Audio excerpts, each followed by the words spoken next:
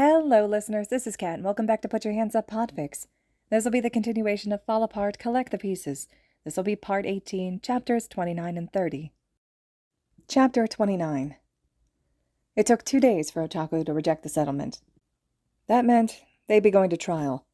That also meant he'd be subjected to the tedious and invasive process of evidence collection, as would his friends. Shoto and Sue had willingly provided their phone logs to Fujiwara, one in person and the other through a secure courier. Sue was still respectfully keeping her distance. Ida's phone, however, had to be subpoenaed. According to Fujiwara, he'd fought the subpoena as hard as he could, and it became clear why once they had access to his texts. He was in love with her. That became abundantly clear, and it made him a little sick. It made him wonder if Tenya had been rooting for them to fail the entire time, even as he stood at Izuku's side as a groomsman. Made him wonder if he'd been rubbing it in Ida's face, hurting him more and more with each passing day. He felt hurt. He felt guilty. He felt strangely vindicated, too, and that was probably the worst part. He couldn't help but feel like they deserved each other. And wasn't that horrible? She manipulated him, too, but he bought into it and chose to hurt him when the opportunity arose. The moment she told him they were having problems, he jumped on the idea that Izuku was neglecting her. As a result, the text she'd sent him were pretty damning, made worse by the fact he fed into her complaints and her plans without any resistance. In fact, he encouraged them. So when it came to the subpoena, he fought it tooth and nail because he knew what his messages held. He wanted to protect her, knowing that, as her preferred confidant, the information they'd find would be a gigantic nail in her coffin. It all made his heart hurt. He wondered if, had Ida asked her out first, any of this would have happened. Would she have treated him the same way, when he was so eager to please her? Could this have been prevented by Tenya just telling him how he felt? One night, he'd cracked, spilling all the tumultuous feelings he was holding into Katsuki's reluctant ears. His inability to get his shit together isn't your responsibility, Deku, Katsuki told him, sighing as he let Izuku cry into his shoulder. And she would have just destroyed him in a different way. Shitty people aren't shitty on a case-by-case basis. It didn't stop him from spiraling. He didn't want Tenya in his life, but he felt bad for making him provide evidence against someone he cared for. Even if he was in the wrong, he could imagine how difficult it was for him, and he couldn't help but wonder if he was in the wrong. Wasn't it bad enough that he was essentially absorbing Team Ida-ten? His turmoil was eased a few days later, while Katsuki was on patrol. Izuku was working with HR to handle hiring and patrol placement for their new sidekicks. He was on his way back from a meeting when he found a visitor outside his office. He hadn't seen Tensei in years, but the man was waiting patiently by his door. He looked up as Izuku approached, and Izuku's fight-or-flight response kicked into high gear. He had no idea what to expect, but given the nastiness of his interactions with the man's younger brother, he wasn't optimistic. He'd never been so glad to be wrong. Deku, Tensei greeted him, familiar kind smile on his face. It was tinged with sadness. It's good to see you. Izuku returned his smile hesitantly. Tensei, he replied. How are you? He asked, letting them both into his office. I've been better, he admitted. Then again, so have you. I'm sorry for all the bullshit you've been through over the past few months. It's been difficult, Izuku replied. But I've had support. Tensei grimaced. That's actually why I'm here, he admitted. I wanted to apologize. Izuku frowned. For what? He asked, sitting. For not speaking up sooner, for a start, he replied with a heavy sigh. I was disturbed by the stance Tenya chose to take, and I tried to talk him down instead of speaking up. I've known how he felt about Ochako for a while, and he was handling it well for a long time, but I suggested that the reason he was so quick to demonize you was because of his feelings, and I only managed to make him defensive, which hurt you even more. That's not your fault, Izuku said. Tenya has always staked his pride on his moral high ground. He's just never felt the need to throw that superiority in your face. You had no way to know he'd react like that. I could have, if I paid more attention, Tensei argued. I barely recognize him. Not to mention he's driven everything my family built into the ground. I never thought I'd be this disappointed in him.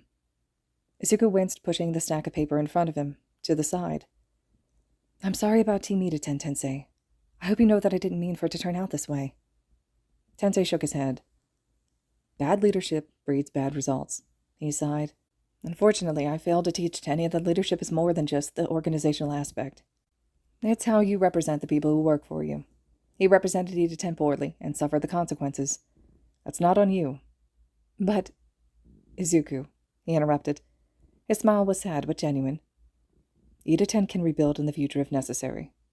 You're only guilty of standing up for yourself and your partner. That's a good thing. I'm glad that Ida sidekicks found a place to go where they feel they'll be taken care of. He felt a weird surge of sadness and pride. Tensei trusted him to take care of the people who had been his legacy, sidekicks who left Ida, who had been hired when Tensei was leading them. His approval meant a lot, more than Izuku realized. They will be taken care of, Izuku promised. And if they ever regain confidence in Ida, I'll ease their transition if they want to go back. Don't forget to take care of yourself, too, Tensei reminded him. You're a strong hero, but everybody needs time to be vulnerable. I've been trying, he promised. And when I fail, I've got Kachan to push me in the right direction. You're lucky to have him, Tensei observed. Hold on to that. It's rare to have someone who will be on your side no matter how bad things get. Don't let it go. He'd left after that instruction, and Izuku was surprised to find himself feeling better. It wasn't perfect, not by a long shot, but he was doing the best he could with what he had. And he had Katsuki. People had gone through much worse without an amazing support system like him. Tensei was right. He was so lucky to have Katsuki. He looked over at the shelf behind his desk, smile stretching his cheeks as his heart warmed. He was lucky to have all of his friends who were packing their free time, attempting to find his collection. That was the third big thing that had happened in the past 3 weeks. It wasn't a tidal wave, it was a small, inconsistent drip, but the fact that there was any water at all made him want to cry with gratitude. Evidently, Katsuki had sent his collection spreadsheet to their friends, at least to the friends who'd expressed interest in helping. Earlier that week, Genki had come by with the Titan Star lunchbox, along with some other long-forgotten yet well-preserved Titan Star memorabilia, 2 pins and a branded light-up wristband that fans would light up while she fought, as though she was at a concert instead of a fight. In the footage, the crowd would look like a galaxy full of stars where she would shine the brightest. Hanta showed up a couple days later, bearing one of his Silver Age action figures. Apparently he'd reached out to the buyer, who'd already sold it to someone else, then tracked that person down too. Eijiro, with his unfortunate amount of free time, had managed to get back a replica of Power Loader's glove that the hero had signed. It wasn't everything, but it was a start. More importantly, it was an effort that people who loved him had put in. The circumstances weren't great, but the support was more than he could have ever asked for. He was truly blessed. Now he was back on patrol, and it felt like coming home, after a natural disaster where the foundation had been cracked in two, sure, but home nonetheless. The essence of his personality, the very foundation of his dreams, was woven into the fabric of his hero costume. He'd been nervous to step back into the spotlight. After all, the last time he tried to go back to work, a girl had almost died. A villain had filed an excessive force complaint. The police threw shade at him while he did his job, and the media had tried to paint him as reckless for pushing civilians out of the way of a reckless car chase. Hardly inspiring, in terms of confidence. But as he patrolled, he was met with enthusiasm, excitement even. It was like the week after he'd cracked the top 10, where everybody wanted a piece of him. Now that he'd proven that he'd done nothing wrong, they were eager to get behind him again. He was relieved that they would let him do his job, and he hated it. He couldn't forget how quickly they'd turned on him. He'd give them his all, but each civilian who came up to him and told them that they believed in him, it felt tainted now. Did they feel the same way a few weeks ago, before the commission had made their statement? He walked into the shop that he usually bought steam buns from on his route. At the beginning of this, the owner had treated him like he was a nuisance, and at the time he'd assumed it was because her family was ill. He knew better now. She'd seen Ochako's tweets and assumed the worst of him. Now, she smiled sweetly at him, a hint of remorse in her eyes, and tried to give him his lunch for free. He declined, categorically opposed to heroes taking handouts from businesses. Not only that, but he still felt betrayed. It was an ugly, stupid feeling. She was only operating off the information she had. He'd been buying lunch from her for years. He knew about her family life. She'd still assumed the worst of him. Despite knowing him for years, she'd assumed that he'd broken Ochako's heart over a minor spat. Just like everybody else. It hurt more than he cared to admit. He ran into the cop who'd helped a villain file an excessive force complaint. She didn't make eye contact. She pretended like he wasn't there, even as civilians around them made an uproar, clamoring for his attention. Someone asked him to sign a tabloid that had announced his innocence after his press conference. Another person said he knew that a hero like Deku couldn't have been that callous. He was pretty sure it was the same person who had yelled out of the window that first day, telling him he was worse than a preschooler for being so attached to toys. He was grateful people were on his side. Truly, he was. He just needed time to settle back in, for the wound to scab over, then scar, for the pain to fade. Deku, the dispatcher called over comms. Dynamite is on Channel 5. He wants to check in with you. Thanks. Triple click to get me back, he instructed before switching over. I can't believe you dumped me with the fucking paperwork, Katsuki groused as soon as he heard the line open. For HR of all fucking things. I don't fuck with HR, Deku. Izuku chuckled at his frazzled partner. I've been doing it for 3 weeks. You can do it for a day. You could have left me any other fucking stack of bullshit and I would have sucked it up, he barked. But authorizing patrol routes based on interpersonal relations is fucking awful. I don't know jack shit about it. First of all, you definitely would have bitched at me regardless, he laughed. I'm pretty sure you drunkenly declared that paperwork was your arch nemesis last year. It is. And second, he said, checking his watch, if you're stir-crazy, we could swap places. I've been out for a few hours. I've shown my face. If you need to tap out, I can tap in. There was silence on the line. You were over the fucking moon about patrol this morning, Katsuki growled. Did something happen already? No, he said hesitantly. I mean, it's the stuff that happened months ago, and I'm still, well... You're pissed that people treated you like crap, Katsuki offered. It's stupid, right? Don't be a fucking idiot, he screeched. Izuku winced, dialing down the volume in his earpiece. They're lucky you still want to be a hero at all. Those fucks don't deserve you. You're allowed to need time to feel confident, dumbass. Part of him wondered if Katon was pandering to him. The other part knew he was being stupid. On principle, Katon didn't pander. No matter how much he liked you, he told you exactly what you needed to hear. It just so happened that this time, what he needed to hear was what he wanted to hear. Everyone's acting like they believed in me all along, he muttered. And I'm not supposed to care what they think as long as I protect them. I'll still do my job. I love my job. You're not a fucking robot, Katsuki grumbled. There was an aggravated click, and Izuku had a feeling he was probably being a little aggressive with the stapler. You're allowed to be sad or whatever. If you need to get back into this shit, little by little, that's fine. That's why you have a fucking partner. He ducked into an alley as his eyes stung, and his heart melted in his chest. He was sad that they'd turned their backs on him, and stressed about making a misstep just in case it happened again, but he was so excited to come back to work, and so happy to be back in uniform. Most importantly, he was so grateful for Katon's support, for his willingness to be wherever Izuku needed him. I'll be fine for the rest of my patrol, he promised, voice tight with emotion. But if you need to escape the evil grip of paperwork, I'm fine with switching. He could practically hear Katsuki's eye roll. Whatever, I'm fine. Just tell me if you change your mind, loser. And get your ass back here as soon as you're done. I've shit to show you. Okay, he sniffed. And stop crying, you goddamn baby. You're being nice to me, I can't help it, he yelled back. Chapter 30. He finished out the rest of his patrol pretty easily, barely breaking a sweat even when he had to stop a bus with a broken brake with his bare hands. People applauded him, and he put on his show smile as cameras flashed. He knew it was weaker than normal when he saw a few civilians throwing him guilty glances. He wanted to heal. He wanted to move forward. So when he caught their eyes, he gave them reassuring smiles, promising that he forgave them. Sure, he might be hurt, but he had faith that they'd think twice before jumping to conclusions again. He had to, otherwise his dream, the one that he'd fought for with blood, sweat, and tears, would make him miserable. And it was so worth it to see the relief in their eyes. He didn't want them to hurt either. What was the point of guilt, as long as they'd learned? Honestly, it just made it easier to see who had doubted him and who hadn't, and that, quite frankly, was distracting as fuck. Besides, he had full confidence, and a healthy amount of trepidation, that if he took the high ground, Katsuki would take the low. It was his favorite ground to stand on, after all. He could hold a grudge enough for the both of them. The man had already blacklisted Hero Star and Battle National, the tabloids that had smeared him, from any official press conferences or interviews.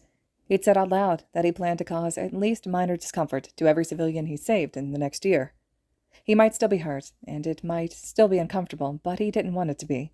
Sometimes he wished it wasn't, but forgiveness was in his nature, even if forgetting wasn't. At the end of his patrol, he felt better. Not perfect, and not as thrilled as the first time he'd ever patrolled as a hero, but better. He'd gotten through it without incident, and he'd held his head high. He couldn't ask for better than that, given the circumstances. There was a package for him at reception when he got back to the agency, addressed from a name he didn't recognize. "Have you already scanned this for threats?" he asked. She had an X-ray quirk that had caught multiple explosive devices and razor blades and food items over the years. You know, from families of villains and the like. The receptionist smiled at him, wide and excited. "I have," she giggled. "I think you're going to like it." Eyebrows raised, he opened it then and there, eager to see what had her so thrilled. His stomach swooped when he took out the contents of the little parcel. 10 individually packaged hero trading cards in top loaders. His top loaders. That he'd marked with manufacturing information for the insurance company. Somebody, anonymous, had decided to return his merch to him. The 10 cards he had in his hand were worth about 500,000 yen. He thumbed through them quickly, and his stomach twisted when he realized the card wasn't there, the one he'd gotten with Katan all those years ago. But it was something. It was something so thoughtful and kind, and he couldn't believe he'd gotten them back. This person had paid for them. Returning them, especially after they had belonged to another hero, was a sacrifice, one that he appreciated to his very core. "Thank you for screening these," he sniffled, crying again. "If any more come, can you send them straight to my assistant's desk?" She could help him keep track of the thank you notes that he'd need to send. "Of course, sir." Cradling the cards in his hands, he scurried to his office to put them away. He couldn't believe he was holding them, especially since they hadn't been sold on Weebay. He'd checked. If he had to guess, Ochako probably hadn't wanted to put in the effort of pricing each individual card. He'd assumed that she'd thrown them away altogether. By some twist of fate, it looked like they'd ended up in a donation bin instead of a landfill. Maybe even in a shoebox, because they weren't damaged beyond the wear and tear from when he was a kid. He sat at his desk, laying them out on the surface. "What's that?" Katsuki's gruff baritone called, startling him out of his trance. The blonde trudged toward his desk, leaning over to look. "Holy shit," he said, gently picking up the closest one. "They're yours?" Izuku nodded dumbly. "They were delivered to the front desk," he replied, tone tremulous. "Well, damn," Katsuki said. There was something in his tone that made Izuku look up. There was a satisfied smirk on his face. While delighted surprise wasn't something he could see Katan expressing, it did seem like it would probably be more fitting than the cat-got-the-cream look that he was currently sporting. The look softened when he looked back up at Izuku. "Looks like these idiots are finally giving you what you deserve. Some basic fucking decency." His heart fluttered. "I honestly can't believe it," he said, looking back down at them. "I thought I'd have to buy them back." "Well, it's 10 out of 1,000 or something," he drawled, flopping into the seat across the desk. "Maybe you'll have to buy the rest and really get to lean into your martyrdom." Izuku gave him a dry look. "Optimistic. And thank you for the character analysis." "You're welcome," he replied with a shit-eating grin. Izuku rolled his eyes, giving his cards one last loving glance before locking them securely in his desk drawer. "You said you had something to show me?" he asked. "Yeah," Katsuki smirked. "Shower and change into civvies. I'll wait." As he said it, he kicked his feet up onto Izuku's desk. Izuku didn't mind. If putting his feet on his desk and coffee table made Katsuki feel happy or superior, he'd hardly hold it against him. He deserved his petty delights. "All right," he said. "It shouldn't be long." "Longer if you keep talking," he replied. Heart full, Izuku flipped him off. By the time he got back to their office, in street clothes, Katsuki had devolved to trying to balance his chair on one leg. Unable to help himself, he reached out with Black Whip to jolt his chair, laughing loud and long as Katan yelped and tried to steady himself. "You absolute fuckstick," Katsuki snarled, clutching his chest. "Here I am doing nice shit. You try to fucking murder me." "You've had your entire body thrown into a building multiple times," Izuku snickered. "I hardly think a chair tumble will kill you. Besides, I'm just reminding you to keep all 4 on the floor. We learned that in preschool, Kachan." "Fuck you and your dumbass safety rhymes. I do what I want," he barked as he righted himself. He snagged Izuku, who was still laughing, in a headlock a moment later. "Let's go, greenbean bitch," he sneered, dragging him out of the office by his neck. Within minutes, Katsuki had shoved him into the company town car upside down, barking at the driver to drive or fucking die. "That's not very plus ultra," he wheezed as he righted himself. "And where are you taking me?" "You'll see," he said, smirk reappearing on his dumb, perfect face. It filled Izuku with a healthy amount of trepidation. The drive was 15 minutes long, and it was filled with questions that Katsuki refused to answer, smirk growing wider with each one until he was sporting a shit-eating grin. He seemed very satisfied with himself. When the car stopped, they'd pulled up outside of a house. A big house. Izuku turned to Katsuki, eyebrows raised. "You trust me?" Katsuki asked. What a stupid question. "Of course I do," he scoffed. Katsuki's smile went warm around the edges. "Then come on, dork," he said, getting out of the car. Izuku followed, eyeballing the exterior. It was a big house. Not unreasonably big, but bigger than his current house. "I toured it yesterday," Katsuki said. For probably the 10th time that day, his heart went warm and soft. Having Katsuki in his corner was a gift. The house hunting had been stressing him out, in large part because he was constantly reminded of why he was moving as he searched. Katsuki punched in the code for the lockbox and let them into the front door. The entryway was a closed foyer that led into the living room. It was a big living room, and it attached to a sizable dining room, too. "You've enjoyed having people around," Katsuki observed as Izuku took in the size of the space. "There's more entertaining space or whatever, and more wall space means more display space, and you can take your nerdy-ass quirk theory books out of the attic and set up bookshelves and shit." Izuku nodded dumbly, still gazing around the space. That all made sense. It would be nice to have the space to fit Eijiro and Hanta's roughhousing, or Eijiro and Katsuki's roughhousing. Both of those things took up a lot of space. He'd need singe-proof furniture. Katsuki threw an arm around his shoulder and guided him forward. Turns out, there were 3 stories. Katsuki spoke in a near stream of consciousness as he walked him through. "This could be your home office, since you never fucking stop working. This could be a home gym for days off. The last owner had a spa room. That shit would be great for your broken-ass bones." He prattled as Izuku followed along, eyes wide with awe. Then he led Izuku downstairs to the basement. It was a nice-ass basement. "You could get the maniac mechanic to lock this space down, and you could literally hide it from anyone who isn't authorized," Katsuki explained.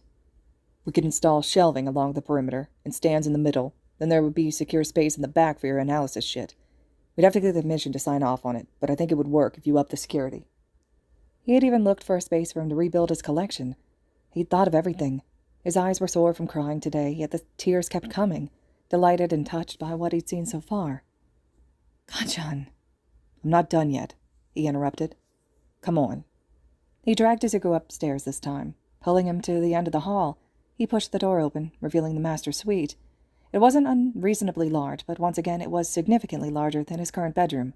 The ensuite bathroom was luxurious, featuring a deep jacuzzi tub and a frankly grandiose rain shower with a fancy-ass control panel. "It's beautiful," he observed quietly. The floors were hardwood, but he could see them lined with softer rugs.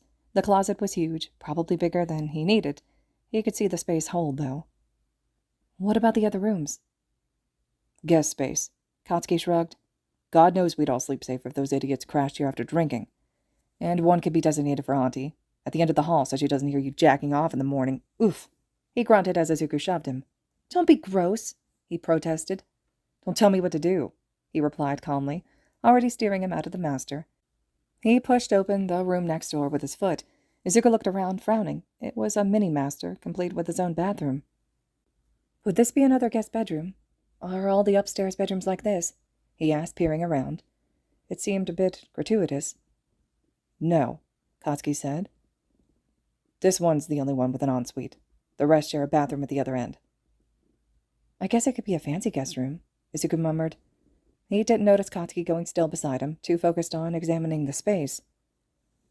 "Hear me out," Kanchan said after a moment of silence. Izuku's eyes snapped to his. He sounded nervous. "My lease is up in 2 months, and I can afford to break it," he said, eyes flicking from Izuku to the rest of the room and back again. Izuku's eyes widened. "This place is a bit over your budget, but I could pay rent, which would help you cover the mortgage. You can use that extra cash to buy back your collection as needed.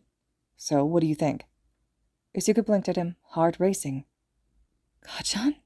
he uttered, his voice thin with shock. The blonde gave him a smile that was so anxious that it looked like a grimace. "Want to be roommates, nerd?" All right, listeners. This concludes Chapter 30 of Fall Apart, Collect the Pieces. Chapter 31 will be next. I hope you all are still enjoying, and as always, thank you so much for listening.